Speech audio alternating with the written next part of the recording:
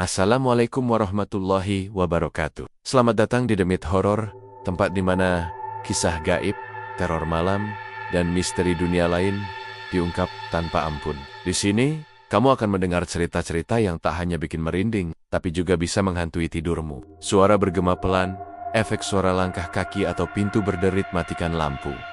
Pasang headsetmu dan bersiaplah, karena kamu sedang memasuki dunia Demit Horor. Nada berubah sedikit lebih santai tapi tetap misterius. Jangan lupa untuk like, komen, dan subscribe agar kamu gak ketinggalan kisah-kisah horor terbaru dari kami.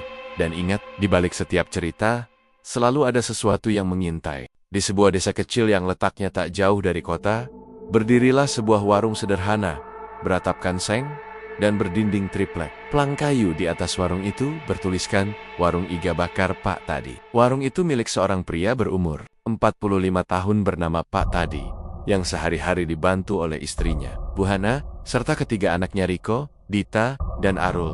Setiap pagi, mereka bangun sebelum azan subuh. Riko, anak sulung yang duduk di bangku SMA, biasanya membantu menyiapkan bara api untuk memanggang iga. Dita, si gadis remaja yang duduk di SMP, bagian mengatur meja, sedangkan Arul, anak bungsu yang baru berusia 8 tahun, hanya membantu mencuci piring sambil sesekali bermain di belakang warung. Namun, hari-hari belakangan ini, suasana warung tidak seperti dulu.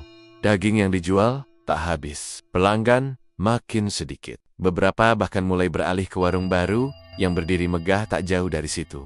Warung Iga Bakar Pak Condro. Warung Pak Condro tampak mencolok dengan lampu terang dan plang besar berwarna merah menyala. Setiap hari selalu ramai. Mobil-mobil mewah berjejer parkir di depannya, seolah menantang warung Pak Tadi yang sepi bagai kuburan. Buhana mulai sering mengeluh. Mas, sampai kapan kita kayak gini terus? Daging gak habis, utang ke tukang daging nambah terus. Anak-anak butuh uang sekolah. Baca Todi diam. Ia duduk memandangi bara api yang perlahan meredup, seolah ikut menandakan padamnya semangatnya. Dahinya berkerut, napasnya berat. Di dalam hatinya, ia menyimpan rasa iri yang makin memperah. Apa yang bikin warung Pak Condro ramai terus ya, nak? Gumamnya pelan.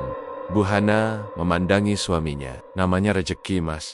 Mungkin kita belum waktunya. Tapi Pak Tadi tak menjawab. Matanya tak lepas dari warung Pak Condro yang terlihat dari kejauhan, ramai seperti pasar malam. Ia merasa terhina. Ia merasa kalah. Malam itu, saat semua orang tertidur, Pak Tadi duduk sendiri di belakang warung. Angin malam berhembus dingin, membawa suara-suara samar dari hutan yang tak jauh dari desanya. Saat itulah seorang lelaki tua berjubah hitam datang. Entah dari mana, wajahnya penuh keriput, matanya merah menyala seperti bara. Ia berdiri diam, lalu berkata, "Ingin warungmu seramai itu tadi?" Pak Tadi terkejut.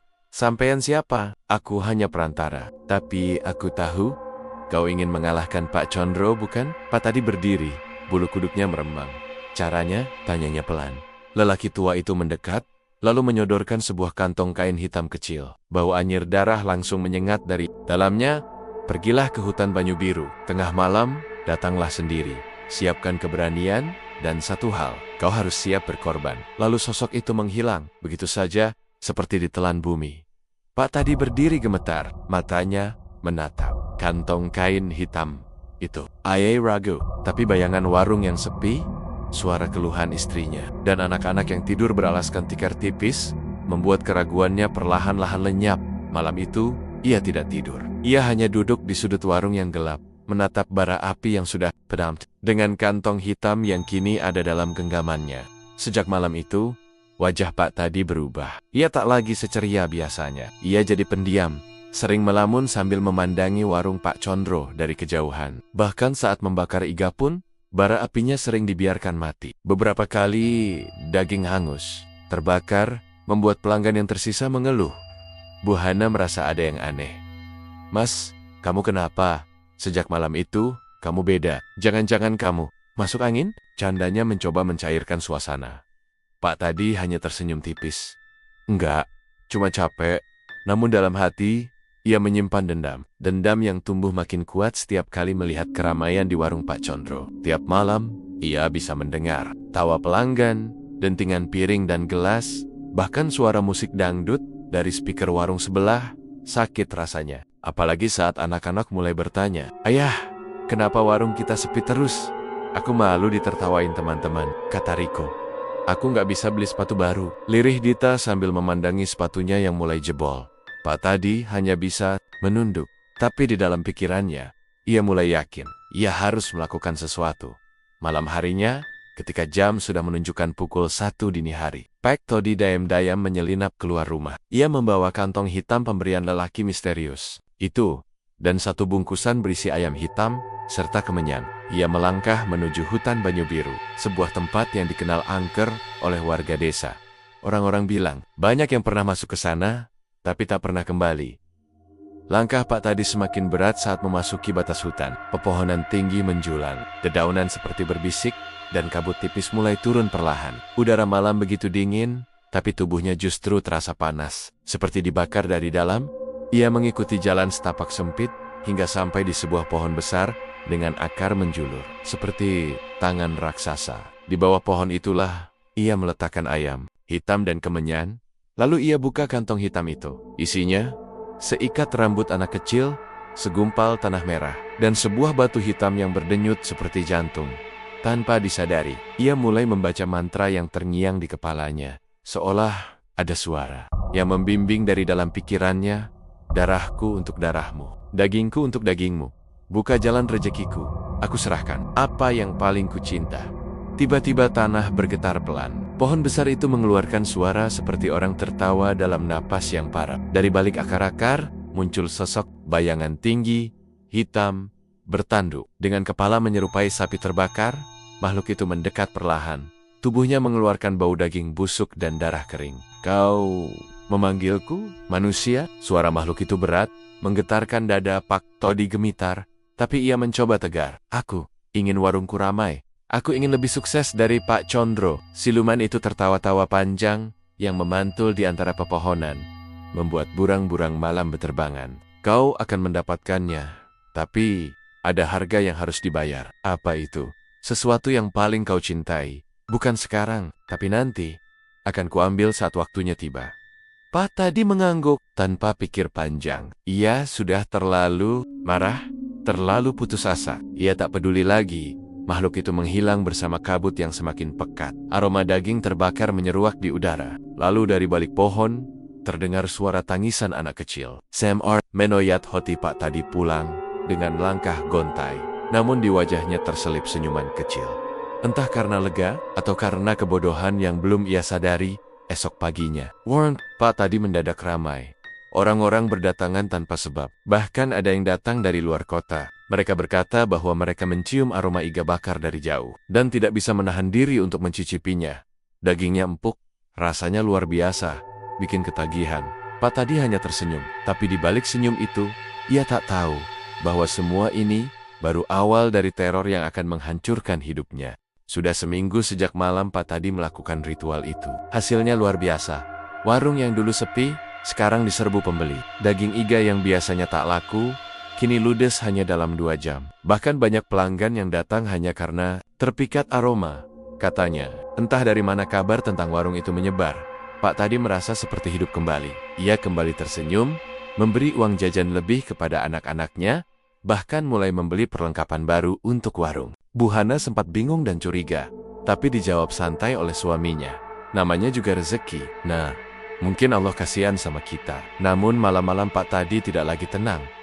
Ia mulai sering mimpi buruk. Dalam tidurnya, ia melihat bayangan siluman berkepala sapi berdiri di sudut dapur warungnya. Sosok itu tidak berkata-kata, hanya menatap tajam, seakan sedang menagih sesuatu. Dan entah kenapa, setiap kali bangun tidur, ia selalu mencium bau daging terbakar yang tidak wajar. Kadang ia juga mendengar suara tangisan lirih dari kamar Arul. Padahal, anak bungsunya itu sedang tertidur lelap. Malam Jumat Legi pun tiba. Seperti ada dorongan tak kasat mata, Pak Tadi mengambil kantong hitam itu lagi, dan diam-diam pergi ke hutan Banyu Biru. Kabut lebih tebal dari biasanya. Suara jangkrik dan burung hantu tak terdengar sama sekali, sunyi. Mencekam, sesampainya di pohon besar tempat ia melakukan perjanjian, ia sudah ditunggu. Sosok siluman tinggi besar itu muncul perlahan dari balik pepohonan, diiringi suara langkah berat dan bau busuk daging yang membusuk. Sudah waktunya, kata siluman itu lirih, namun menggelegar. Waktunya apa? Tanya Pak Tadi gelisah. Tumbal. Bukankah kau sepakat akan memberikan sesuatu yang paling kau cintai? Pak tadi terdiam.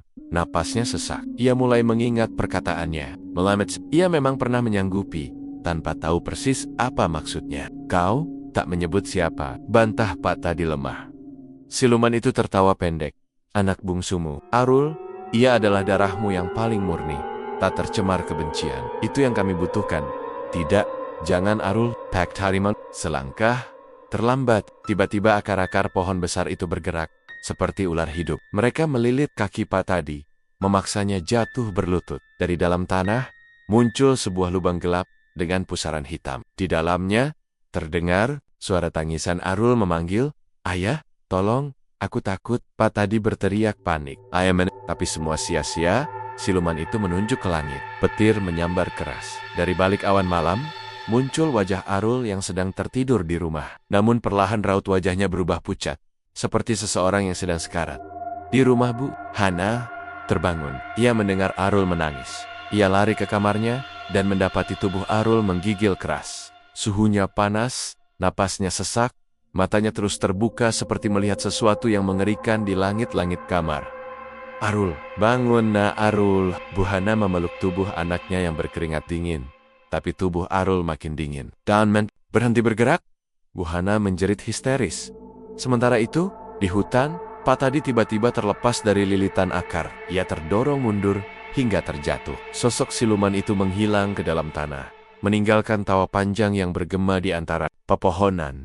Saat pulang ke rumah, langit mulai terang. Fajar menyingsing dengan sunyi yang tak biasa. Pak tadi membuka pintu rumah dan mendapati Bu Hana menangis di sudut kamar. Di pelukannya, tubuh kecil Arul terbujur kaku. Matanya membelalak. Mulutnya sedikit terbuka seolah sedang ingin berteriak. Dan tubuhnya terasa sangat dingin.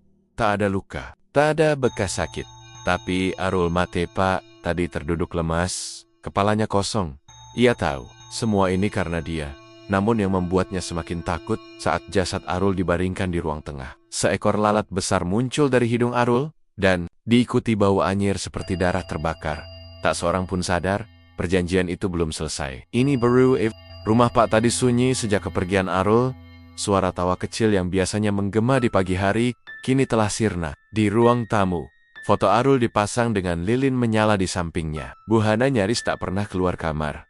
Matanya sembab, rambutnya berantakan, dan bibirnya pecah-pecah karena terlalu sering menangis. "Dia anak paling baik, Mas. Kenapa malah dia yang pergi duluan?" Lirih Bu Hana pada suaminya. Suatu malam, Pak tadi tak menjawab. Ia hanya menatap kosong ke arah foto Arul, lalu memalingkan wajah. Di dalam hatinya, perasaan bersalah tumbuh. Seperti bisul bernanah. Ia ingin menceritakan semuanya, tentang ritual, tentang siluman, tentang perjanjian itu. Tapi lidahnya seperti terkunci. Setiap kali ia mencoba bicara, suara tangisan Arul tiba-tiba terdengar di telinganya, membuat tubuhnya menggigil ketakutan. Dan sejak Arul meninggal, hal-hal aneh mulai terjadi di warung. Hari pertama setelah kematian Arul, warung Pak tadi justru makin ramai. Tak hanya ramai, tapi gila ramai.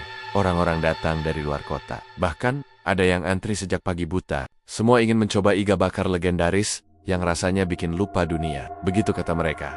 Anehnya, setiap kali daging dipanggang, aroma harum yang menyebar seperti bukan dari daging sapi biasa, ada bau amis, seperti darah segar bercampur. Daging manusia, tapi pelanggan justru menyukainya. Mereka bahkan mulai ketagihan, ada yang makan 3-4 porsi sendiri, dagingnya empuk banget, kayak lumer sendiri di mulut, kata seorang pria gemuk sambil menjilati jarinya. Gak pernah ngerasain iga selezat ini. "Saya bakal balik besok," tambah yang lain. Pak tadi hanya tersenyum. Walau di balik senyum itu, hatinya penuh rasa jijik dan takut. Suatu malam, ketika warung sudah tutup dan keluarga sedang bersiap tidur, Riko mendengar sesuatu dari dapur. Krek, krek, seperti tulang yang dipatahkan. Ia bangkit dari tempat tidur, berjalan pelan menuju dapur. Saat sampai di sana, ia melihat sosok kecil berdiri membelakanginya. Tubuhnya telanjang, kulitnya pucat kehijauan, rambutnya tipis seperti habis rontok. Tangan kecil itu sedang mengunyah sesuatu dengan mulut menganga lebar. Riko gemetar. "Siapa itu?"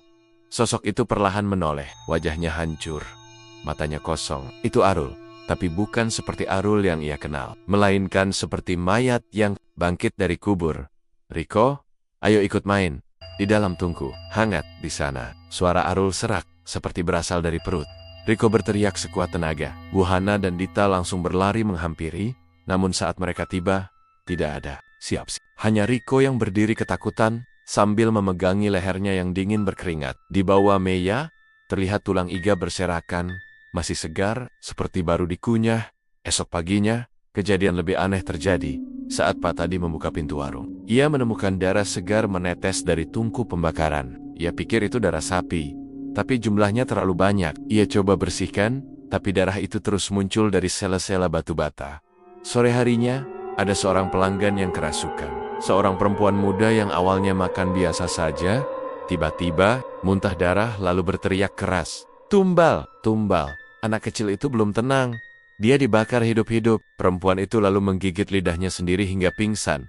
Semua pelanggan panik. Tapi besoknya warung tetap ramai seperti biasa. Seolah kejadian itu tak pernah terjadi. Buhana semakin tertekan. Ia mulai bicara sendiri. Ia sering menangis sambil menggelis-gelis bantal Arul.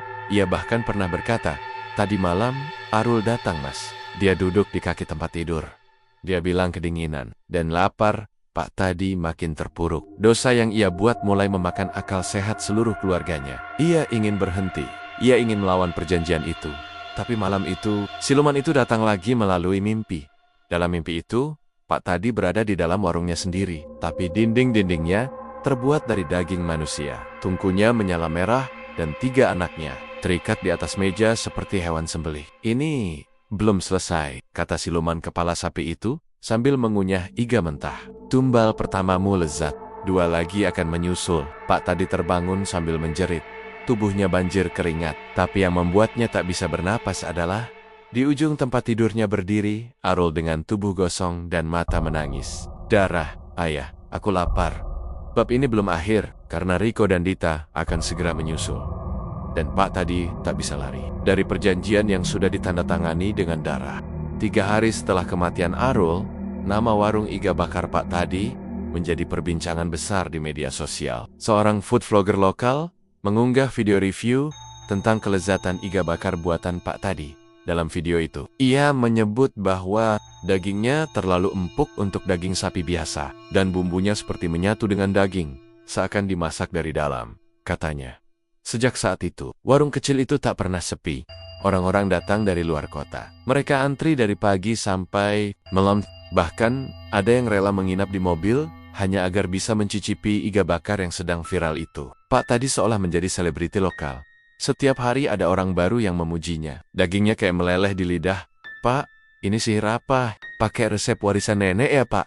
Rasanya nggak masuk akal. Pak Tadi hanya tersenyum, menyembunyikan kegelisahan yang sudah menumpuk seperti bom waktu. Karena setiap malam, ia tahu apa yang sebenarnya terjadi dari balik tungku pembakaran. Ia mendengar suara jeritan. Setiap kali daging dipanggang, terdengar suara anak kecil menangis minta tolong. Kadang saat ia membalik iga di atas bara, tulang-tulang kecil tampak seperti mencuat dari sela daging. Tapi saat ia menoleh lagi, semua sudah seperti semula, normal. Bahkan, ketika mencuci daging, ia pernah melihat sekelebat wajah Arul di air rendaman, menatapnya dengan sorot kecewa dan luka terbakar. Buhana, yang dulu sangat rajin membantu, kini nyaris tak pernah ke warung. Ia lebih sering duduk diam di kamar Arul, sambil memeluk boneka kecil peninggalan anaknya. Matanya sayu, bibirnya kering, tubuhnya seperti layu. Dita dan Riko pun mulai menunjukkan tanda-tanda aneh. Dita sering mengigau dalam tidurnya. Ia berbicara, sendiri seolah sedang bermain dengan adiknya. Arul, jangan main di atas tungku. Nanti kamu kebakar, hihi. Suatu malam, Buhana melihat Dita berjalan di lorong rumah dengan mata terbuka lebar namun kosong. Ia menuju dapur, membuka tungku yang masih panas, lalu mengulurkan tangannya ke bara api sambil tertawa pelan.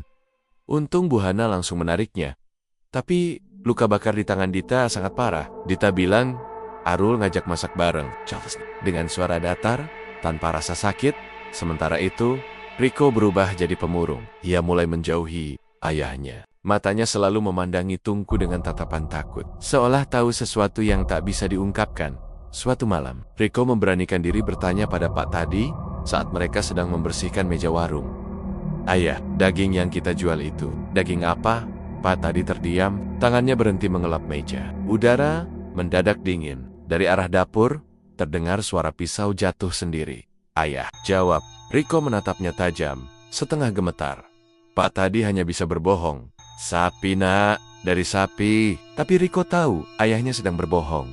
Ia tahu, karena setiap malam, ia bermimpi Arul disembelih di atas meja warung, lalu tubuhnya dimasak perlahan-lahan. Puncaknya terjadi pada malam Jumat Kliwon. Warung sedang sangat ramai malam itu. Ada rombongan turis dari kota yang datang, bahkan wartawan lokal ikut meliput. Mereka merekam suasana warung dan mewawancarai Pak Tadi di depan tungku. Saat salah satu wartawan mencoba mencicipi sepiring iga bakar, tiba-tiba ia memuntahkan darah di hadapan kamera ini. "Ini bukan daging sapi!" teriaknya keras. Wajahnya pucat, pelanggan mulai panik. Tiba-tiba, lampu warung padam sendiri, tungku menyala hebat dengan api biru menjilat langit-langit. Suara jeritan anak kecil menggema dari dalam dapur. Mesya-mesya, begeta, sendak-sendak, terlempar sendiri ke lantai. Seorang ibu muda, kerasukan di tengah keramaian. Ia menari-nari sambil berteriak, "Darah tumbal! Darah tumbal! Buka pintu neraka!" Warga lari tunggang langgang. Ada yang jatuh. Ada yang kesurupan. Ada pula yang pingsan karena mencium bau daging gosong yang menyengat tiba-tiba dari tungku. Bu Hana yang baru datang dari rumah melihat semua kekacauan itu. Ia menatap suaminya dengan pandangan benci dan takut. "Kau, Jewel, anak kita?" tanyanya dengan suara pelan, namun tajam seperti pisau menusuk. Pak Tadi tak sanggup menjawab. Ia hanya terisak. Tapi jawabannya sudah jelas. Setelah malam itu, banyak orang enggan kembali ke warung itu. Tapi yang lebih mengerikan adalah, warung itu tidak pernah banner-banner tutup.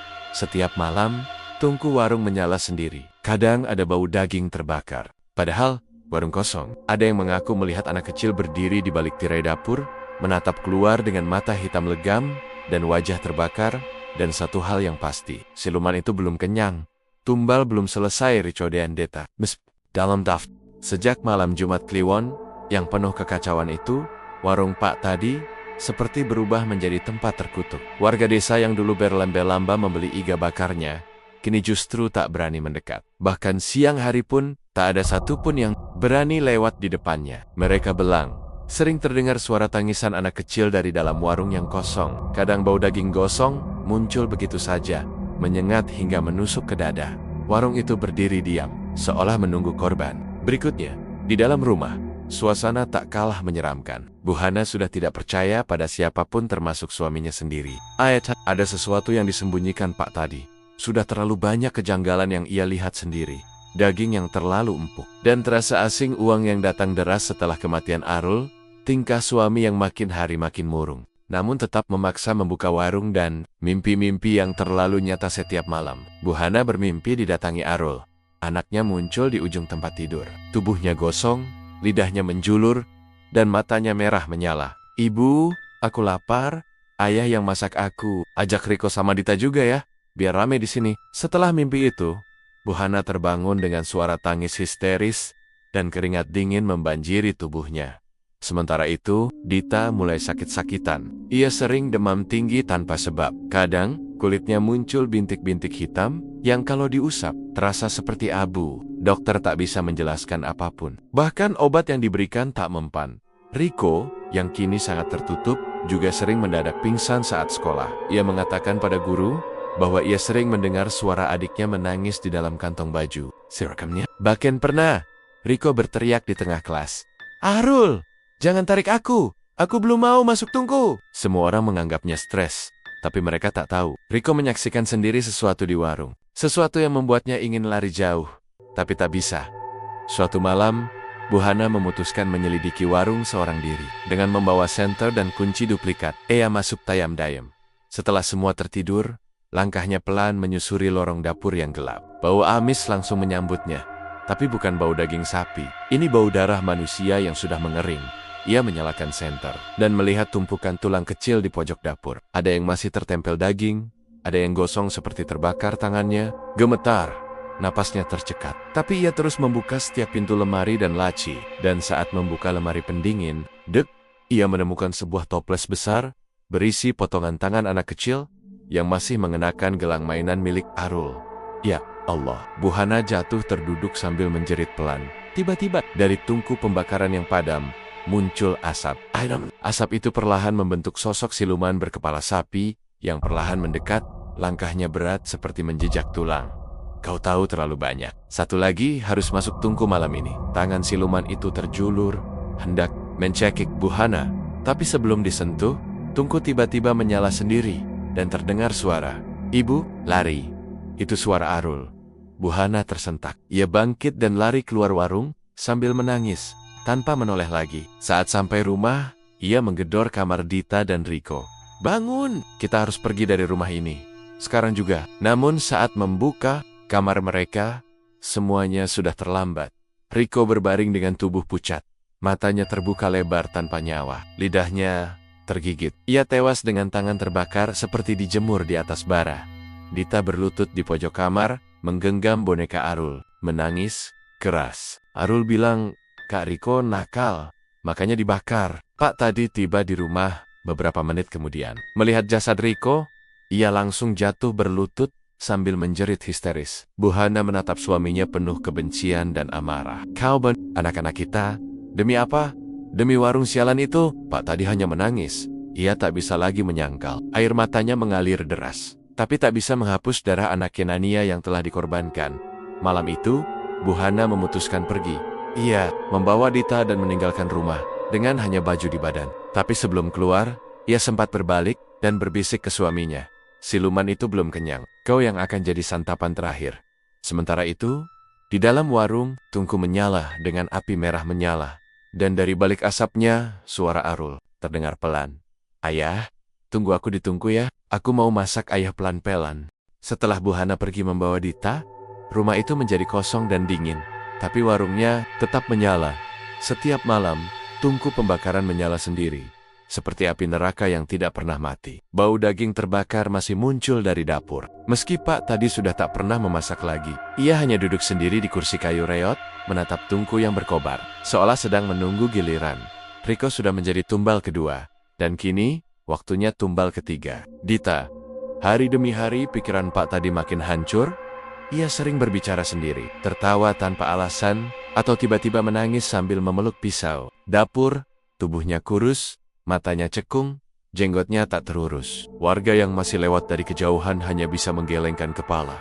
Kasihan, mungkin gila karena kehilangan anak-anaknya. Tapi mereka tak tahu bahwa Pak tadi bukan hanya kihil, ia membunuh mereka dengan tangannya sendiri. Dengan keputusasaannya. Malam itu, hujan turun deras. Petir menyambar terus-menerus.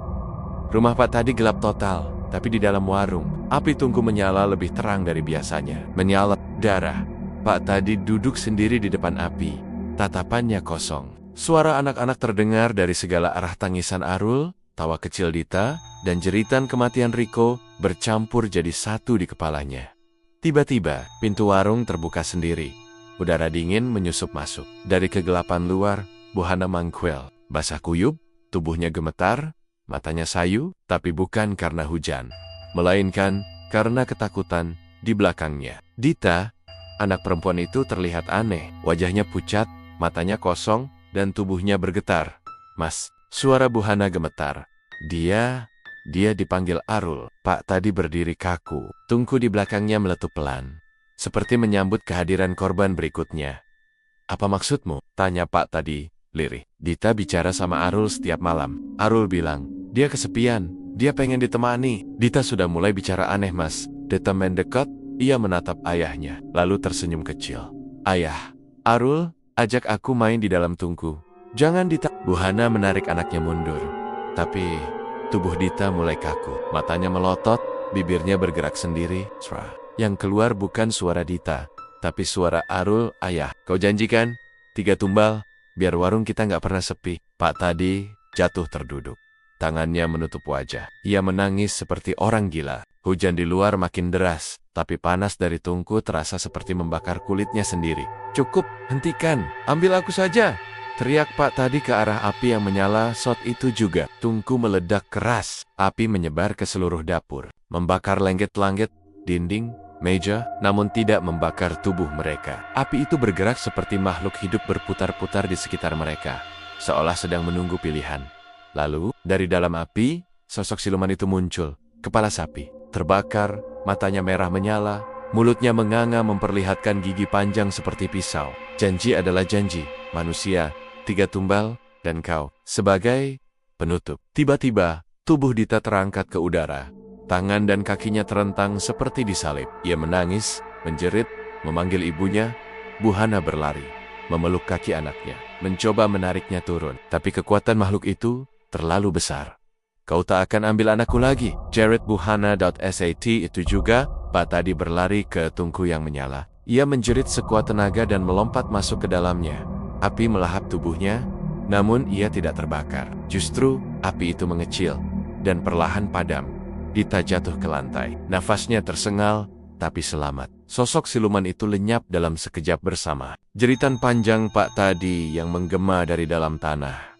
Malam itu, warung terbakar sendiri hingga rata dengan tanah. Namun, tidak ada satupun warga yang datang membantu. Mereka hanya berdiri jauh, menatap api yang menjulang, dan mendengar suara anak kecil bernyanyi dari balik kobaran. Sate, iga, daging manusia hangus, hitam, rasanya nikmat. Kisok. Paginya hanya tersisa abu dan puing-puing hangus. Di tengah bekas warung itu, terdapat kursi kayu gosong, dan di atasnya, tergeletak pisau besar yang masih hangat. Tak ada tanda tubuh Pak Tadi. Tak ada tulang, tak ada darah, hanya bau. Daging terbakar yang tidak akan pernah hilang. Sudah 3 bulan berlalu sejak kebakaran warung iga bakar milik Pak Tadi. Puing-puingnya masih berserakan, hitam, dan berabu. Tidak ada warga yang berani membersihkan atau mendekati tempat itu. Siang hari terasa panas menyengat, dan malamnya sangat dingin serta sunyi. Meski sudah lama terbakar, bau daging hangus masih tercium jelas setiap malam Jumat. Tak ada suara jangkrik, tak ada burung malam, hanya sunyi, dan sesekali terdengar suara seperti bara menyala. Warga kampung mulai resah, bukan hanya karena tempat itu angker, tapi karena banyak kejadian aneh mulai terjadi di sekitar sana. Seorang pemuda, Ujang, iseng datang ke sana malam-malam karena ditantang teman-temannya. Ia membawa kamera dan niat live di media sosial. Gua buktiin kalau semua ini cuma mitos. Mana ada warung setan, katanya sombong. Namun live itu hanya bertahan 2 menit. Wajah Ujang tampak ketakutan. Tiba-tiba kamera berguncang keras dan terdengar suara api berkobar. Lalu, jeritan panjang, liftnya terputus. Esok paginya, warga hanya menemukan sepasang sandal dan kamera hangus. Tubuh Ujang tidak ditemukan. Hanya ada bekas telapak kaki terbakar menuju ke arah tungku bekas warung. Setelah itu, teror mulai meningkat. Orang-orang yang tinggal dekat puing warung mengaku mendengar suara. Anak kecil menangis, piring pecah, suara pisau diseret di lantai, dan bau daging terbakar yang menyengat sampai menusuk hidung.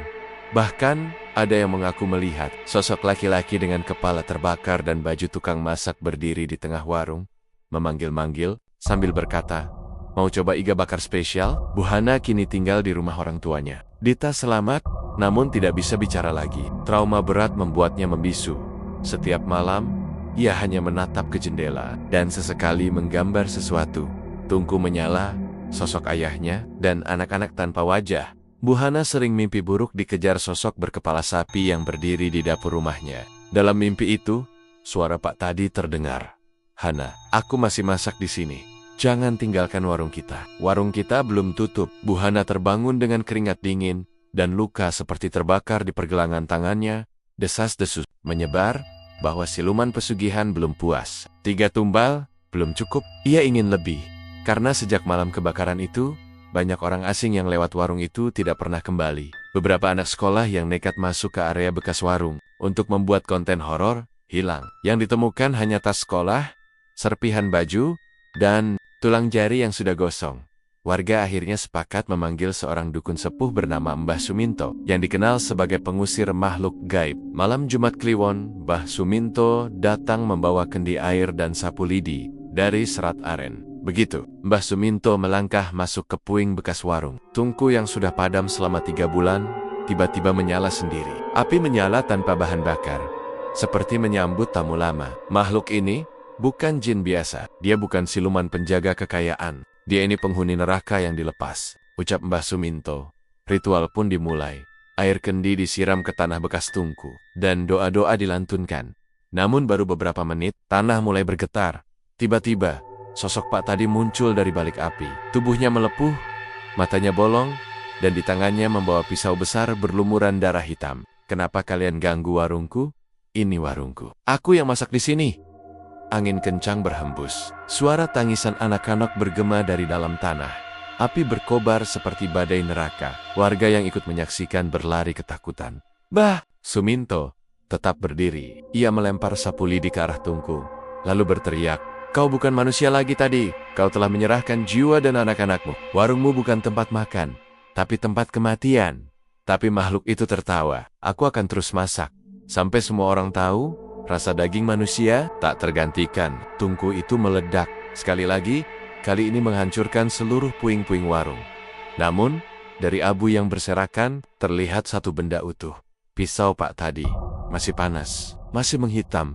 Sejak malam itu, tidak ada yang berani mendekati bekas warung itu. Namun sesekali, pengendara motor yang lewat malam-malam mengaku melihat asap mengepul dan aroma iga bakar. Lalu, tiba-tiba mereka melihat papan kayu berdiri sendiri dengan tulisan menyala, "Warung Iga Bakar, buka sampai kiamat." Sejak malam ritual Mbah Suminto, teror bukannya berhenti malah semakin menjadi. Banyak warga yang melihat bayangan Pak Tadi mondar-mondir di bekas puing warung. Api sering menyala sendiri dari tanah, dan aroma daging terbakar makin kuat terasa.